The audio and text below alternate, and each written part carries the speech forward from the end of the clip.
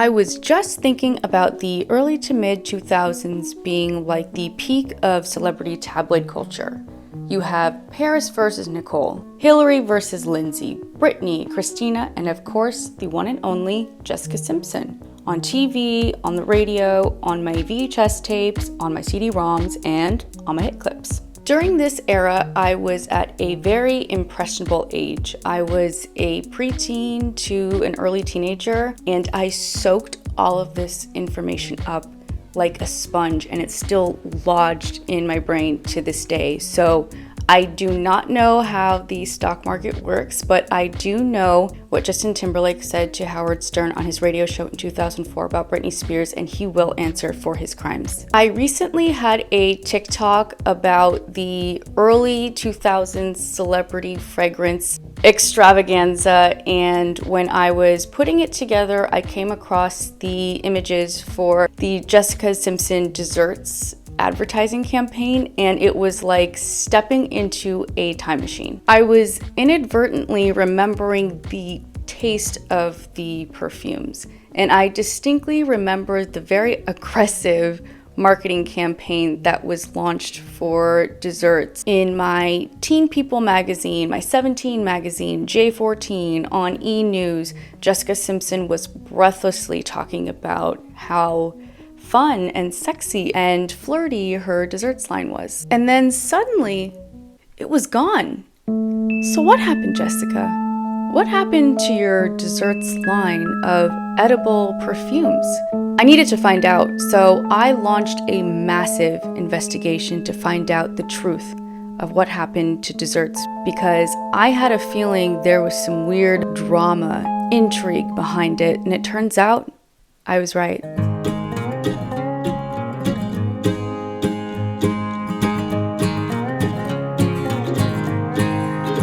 For those of you who were born before the Jessica Simpson era, or you just need a little refresher on the Jessica Simpson lore, Jessica Simpson is a pop singer from Abilene, Texas. As the daughter of a traveling minister and promise ring enthusiast, Joe Simpson, Jessica grew up singing in the church choir and dreamed of singing as a career professionally. In 1993, at the age of 12 years old, Jessica would audition for the Mickey Mouse Club, where many young entertainers who are huge stars today would cut their teeth. These Mouseketeers included Britney Spears, Ryan Gosling, Carrie Russell, J.C. Chasez, This Piece of Garbage, and Christina Aguilera, whose strong audition allegedly made Jessica so flustered that she forgot the lyrics to her own audition song. The next year, she signs with Proclaim Records, a Christian record label that unfortunately goes bankrupt before Jessica can finish her first album with them, but not before they can remind her that she needs to cover herself up as an 8th grader in order to not make men lust after her. In 1997, she signs with Columbia Records after a private audition for CEO Tommy Mottola. Yes, Mariah Carey's Tommy Mottola. And it unfortunately took 2 painstaking years in order to produce her debut album. And within those 2 years, both Britney Spears and Christina Aguilera would release their debut albums. So much like her Mickey Mouse days, Jessica's career was launched after 2 notoriously tough acts to follow. But finally, in 1999, Jessica releases her debut album called Sweet Kisses. To promote Sweet Kisses, she performs as the opening act for Ricky Martin and 98 Degrees, where she would meet 98 Degrees frontman Nick Lachey. And if you know anything about Jessica Simpson, you know where this is going. Tabloid rumors about a possible Simpson-Lachey romance, coupled with the rising popularity of her single, I Think That I'm in Love With You, would kickstart Jessica's momentum into a complicated superstardom. In the following years, she would release her 2001 album, Irresistible, and her 2003 album In This Skin. In This Skin was released on the same day that MTV's Newlyweds, Nick and Jessica, premiered. Newlyweds was an MTV reality show that was originally set to star Michael Jackson and his wife Lisa Marie Presley, but the show was scrapped and shelved in 1994 when Lisa Marie filed for divorce. Jessica's father reached out to MTV producers to do a revamp of Newlyweds for his daughter and her new husband, Nick Lachey. In the reality show that would set the stage for the reality show Boom that would still live on to this day, Jessica would portray a dumb, spendthrift, ditzy blonde, while her husband was the more reasonable, economical husband. My God, what a pickle! Jessica's career until this point had gone through many changes as reactionary measures in order to play the same game as Britney and Christina,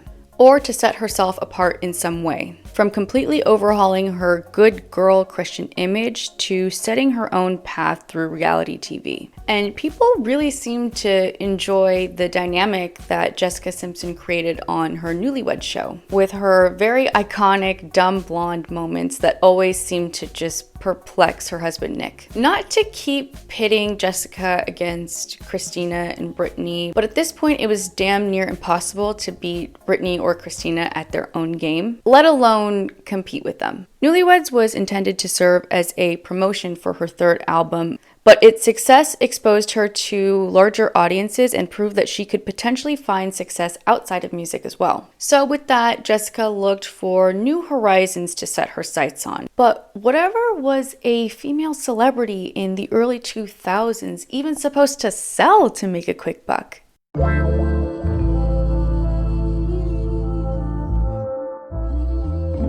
Pop stars in the aughts were encouraged to seize upon business opportunities outside of the music industry, and launching your own perfume was a very easy, surefire way to expand upon your personal celebrity brand. According to Vogue writer Samantha Adler, in the early 2000s, the celebrity fragrance business seemed to hit a fever pitch. It felt like you couldn't even walk into a department store or big box store or even a drugstore without seeing a sign announcing a new launch. It didn't matter who you were or where you were, there genuinely seemed to be a scent for everyone. Before we had celebrity beauty brands like House Labs, REM, Rare Beauty, Fenty, etc., Beyoncé launched Heat.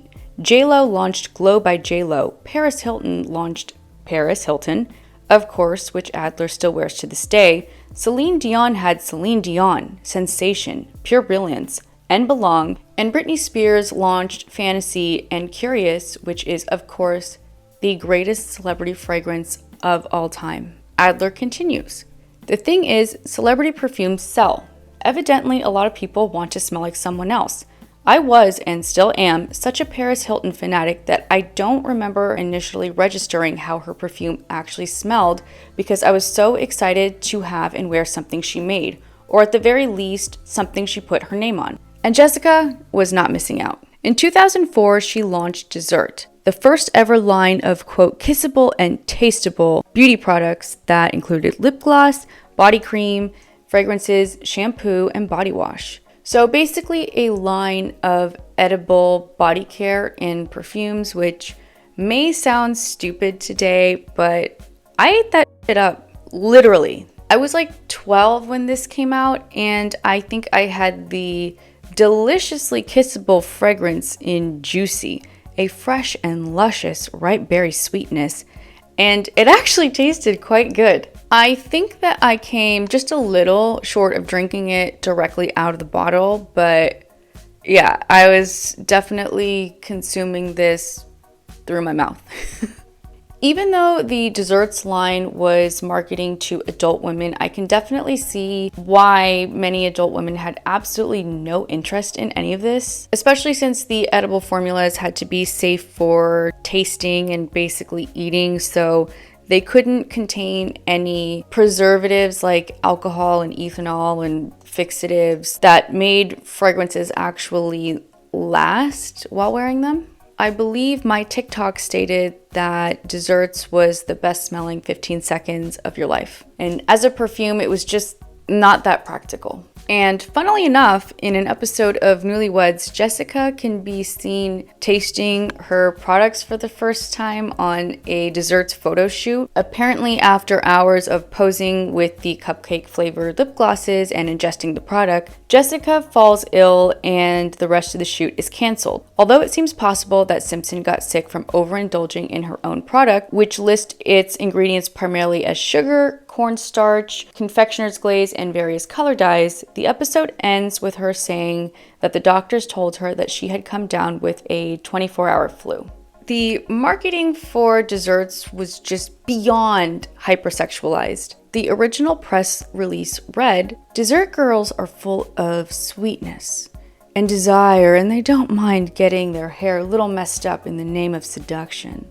Sexy girls want a taste." The brand included titles such as, I'm going to read this so I don't screw this up, "Try a My Papaya" and "Delicious Kissable Hot Body Topping," while directions for products such as the 8-ounce whipped body cream with candy sprinkles instructed, "Slather it on a friend to be completely smoochable and delectable." The sprinkles? Well, they're just for fun.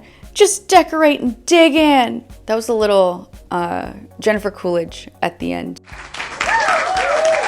Naturally, Simpson and Lachey served as the sweet and seductive models for the brand, trying out the products on each other in promotional photos and events. Lachey told On Air with Ryan Seacrest, "They're very sensual products. I was fortunate enough to be able to taste test." The overt sexual overtones were ironically a bit of a turnoff for a lot of the people who tried the products. I think a lot of people felt very silly looking a Sephora cashier in the eye while purchasing deliciously kissable belly button love potion fragrance. As Makeup Alley reviewer Shaq the Cat points out, who would want to lick a belly button anyhow? All that lint, not a good idea. Very dirty, very gross. You know, you can wash your belly button, right? And as it turns out, people didn't have this critical need for sexy bedroom sprays. And I think a lot of the people who did buy it and use it as intended did kind of think it was, it was fun. It was kind of a fun, product line. But I think most people would agree that at best it was kind of an expensive novelty item that they didn't really need, and at worst gave them very nasty yeast infections and got them followed everywhere by bees. However, desserts was absolute wish fulfillment for honestly dumb preteens like myself who wished so badly that perfume tasted as good as it smells. I don't care how iconic Chanel No. 5 is, it tastes like shit. So in 2005, Desserts Treats was launched. This new product line was created for younger desserts fans, dialing back on the sexuality in their advertisements and opting instead for a cotton candy pink Willy Wonka style whimsy. Only this Willy Wonka was a sexy blonde named Jessica. This was the fun, more age-appropriate line that, from my experience, your parents would actually buy you. So I think that it was a very smart business move to pivot more toward younger girls who were, for the most part, most of Jessica Simpson's actual fans.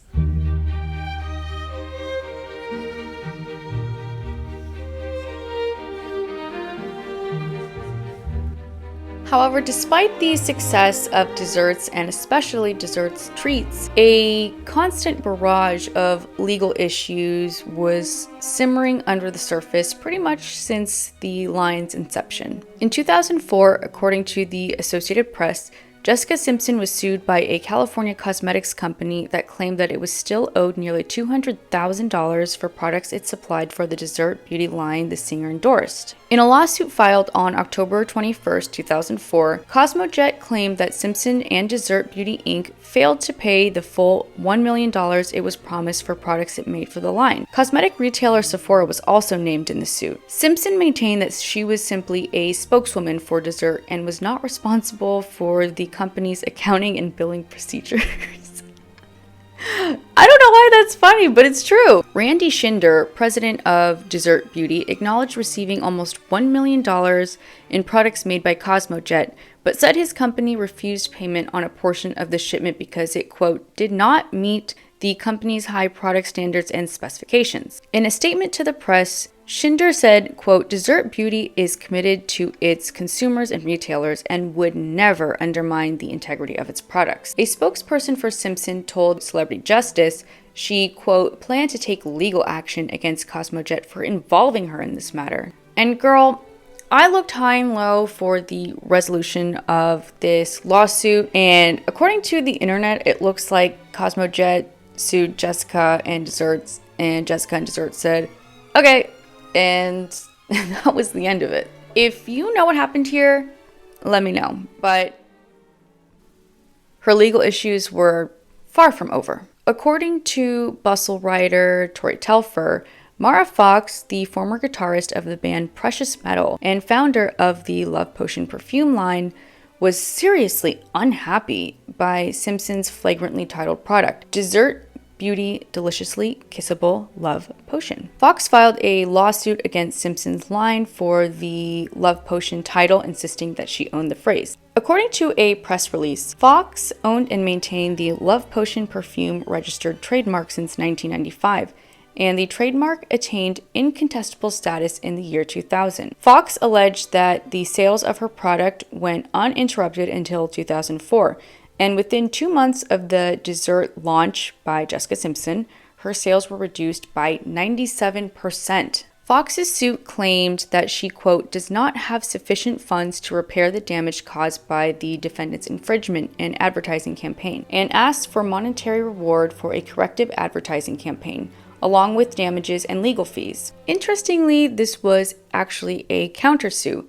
Desserts had already sued Fox, who'd sent them a cease and desist letter about the use of Love Potion. They argued back and forth about the phrase for a while, with Desert Beauty arguing that the term Love Potion cannot be copyrighted, saying that the phrase Love Potion has been used as a common descriptor and generic term dating back over 1,000 years. 2005 was the year that many things came to an end for Jessica. She filed for divorce from her husband, Nick Lachey, and parted ways with Columbia Records. Desserts did actually win the lawsuit against Mara Fox and continued with the rollout of dessert treats. However, the legal victory was short-lived, and after several highly publicized lawsuits and a very public divorce from Desserts model number 2, both the Desserts and Desserts Treats line were canceled. The sun was setting on my ability to drink perfume.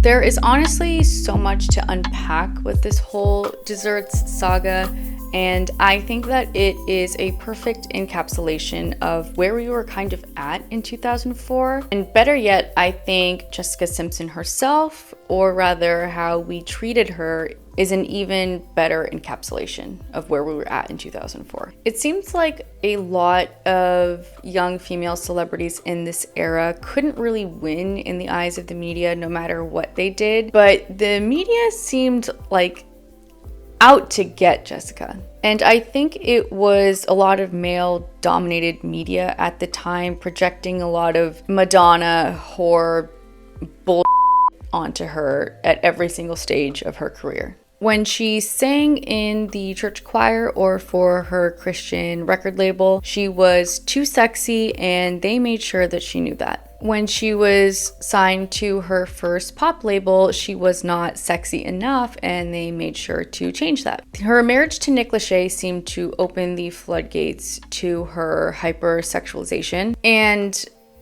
we will get to that. But I first need to address the creepy, inappropriate amount of attention that was paid to her virginity. It was well known that Jessica wanted to remain a virgin until she was married. She simply did not feel ready yet, and she wanted to wait. And that is a perfectly fine choice for yourself. And perfectly fine to discuss. But the way that grown men 20, 30, 40 years her senior were absolutely obsessing about it and asking her and even Nick wildly inappropriate questions about their wedding night and their intimate life was just just f***ing disgusting. It was like the countdown clocks that probably some of the same full-grown men made for Mary-Kate and Ashley Olsen, Lindsay Lohan, and more recently Millie Bobby Brown, counting down until the day that they turned 18. I found this article that is just really infuriating, written in, I think, in 2001 by a journalist from her home state of Texas, Adam McGill of D Magazine. Really? D Magazine? Okay. If you've been waiting patiently for the past 3 years, you're finally allowed to have impure thoughts about Dallas pop star export Jessica Simpson. And if you're concerned at all whether or not this guy is a serious journalist, don't even worry, because this is the header that he wrote for this article. Jessica Simpson, gospel girl gone bad. When Jessica Simpson first appeared on the mainstream music scene at 18, she still had the wholesome image of a minister's daughter. But now, the 21-year-old pop princess is trying to prove that you can be sexy without having sex. Is she a good girl gone bad? Oh! One key, delete. Just delete the O. My God. It seems like a lot of people couldn't get past Jessica as just a body. She was a body for people to look at and project whatever bullshit they wanted to onto. It was like you couldn't hear about anything she said or did without like some sexy adverb. I'm scared for the country after 9/11. Jessica said voluptuously. The desserts era was like square in the middle of her sexy era. She was now a married woman. She was cast as Daisy Duke in the 2005 remake of The Dukes of Hazzard. And then, of course, she launches her own very sexy perfume line. I think that desserts was maybe a way for Jessica to reclaim what sexy was on her own terms. And everybody was already projecting what they thought sexy was onto Jessica and getting really disappointed with her when she maybe wasn't as sexy as they would have wanted, or when she kind of crossed the line and became sexier than they would have preferred. So maybe desserts asked, what does Jessica think is sexy? Lollipop flavored kissable body frosting? Alrighty then, let's get you some lollipop flavored kissable body frosting. Yeah. In my research, I couldn't pinpoint exactly where in the original desserts concepting Jessica found herself included in. It would be absolutely crazy if she was like the cosmetics. What if she was like the cosmetics chemist that came up with like the formulas and stuff, and we just had no idea that she was a science STEM genius? Anyways, I doubt that she came up with the concept herself, but it seems like she was just having a lot of fun promoting the products that were kind of sexy and funny, just like her. I know that I've talked about Jessica a lot in this video, which I know it's a little off topic for this channel, but I really strongly feel like you can't talk about desserts without talking about Jessica's whole journey up until she got to desserts. It was the eventual culmination of Jessica owning her own sexuality on her own terms, but also very indicative of the way that mostly male marketing executives like to advertise women's products by men for the purpose of pleasing men.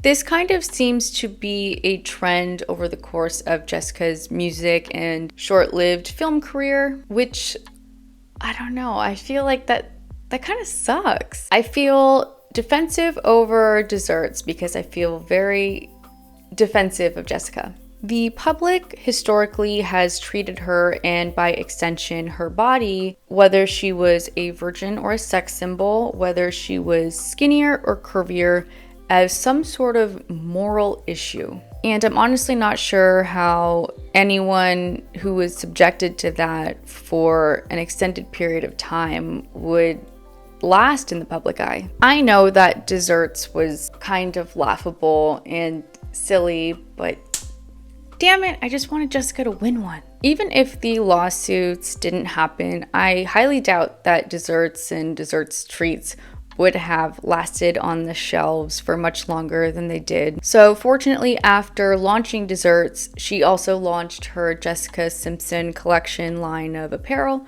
which as of now is, I think, like a multi-billion-dollar company. She wrote a book in 2020 setting her story straight on her own terms for the first time, and thank God that public support was finally back in her favor.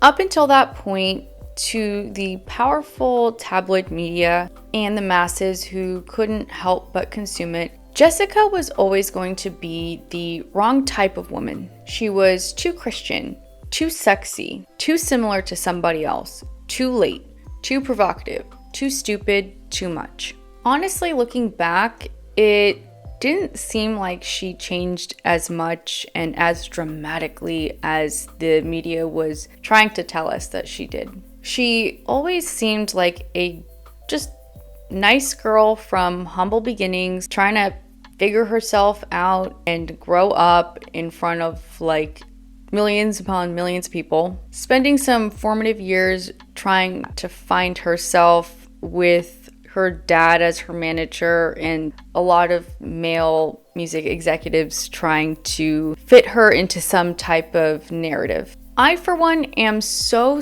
glad that Desserts had its time in the spotlight, and I think that it was the perfect body care line that represented Jessica's role in pop culture at the time. Yes, the entire point was turning yourself into a snack for somebody else. And yes, her husband Nick was like kind of involved every step of the way, much like he was at just about every point in her career.